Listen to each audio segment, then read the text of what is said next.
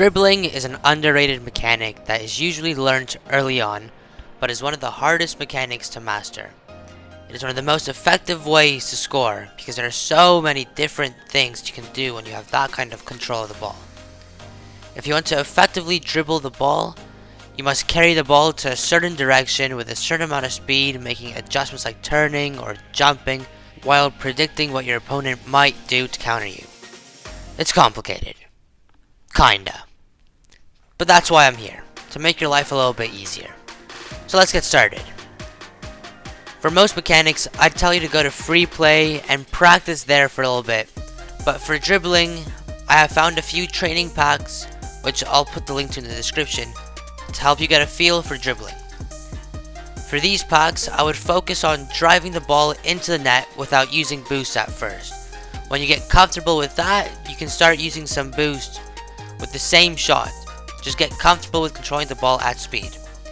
And then as you start using boost, I would also start practicing a little bit in free play. Don't drive too fast because the ball will roll behind your car. If you go too slow, it'll roll forwards. And if you keep on steering too much, you will lose control of the ball. And make sure to feather your boost. This will help you maintain a nice speed with which you can guide the ball more easily. As you progress through the training packs, you will start to get some more complicated things. The ball will start slightly off to one side of the car, so it will force you to start turning. Again, I would recommend that you try and score it without using boost until you feel comfortable. But if that's too difficult, you can ignore the goal and try to keep control of the ball while turning. You won't magically be able to carry the ball into the net. It's a slow process, and we're just looking for a progression in ball control here. After you're comfortable with that, you can repeat the shot and use boost once in a while to add some speed to your dribbling. You don't have to pay full attention to the ball itself. You can always just look at the white circle beneath the ball and keep yourself more towards the center of it. And don't press the brakes while dribbling. Just let go of boost or acceleration. Now we move on to catching the ball. It can definitely seem like one of the harder skills to perform, but I promise it's not. When learning how to catch the ball, I would start by popping the ball in the air. Not that high, but not low enough that you can't get underneath the ball. The point is to get underneath the ball and start easing yourself to catch the ball and start a dribble. I would recommend having ball cam on until you catch the ball so you can keep track of the ball while dribbling. And when catching the ball, make sure you hit the ball with the front end of your car so you have closer control of it. When the ball hits the top part of your car, it tends to bounce a little bit more and be more difficult to control.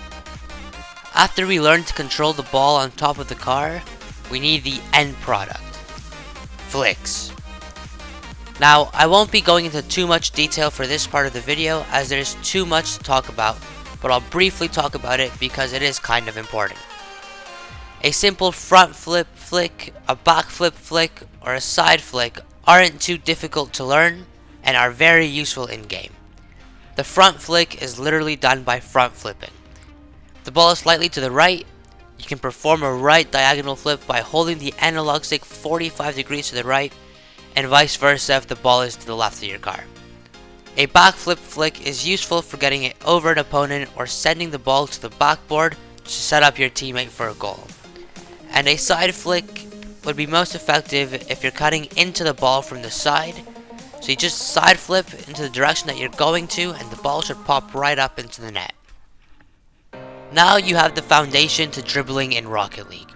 As always, make sure to practice every day in custom training and free play. It also doesn't hurt to try it in-game as there will be an opponent defending you. Anyways, if you enjoyed the video or are new around here and want to see some more videos like this one, please make sure to subscribe to the channel. And if there's anything you guys would like me to cover, let me know in the comment section down below. Anyways, thank you guys for watching and I'll see you all in the next one. Peace.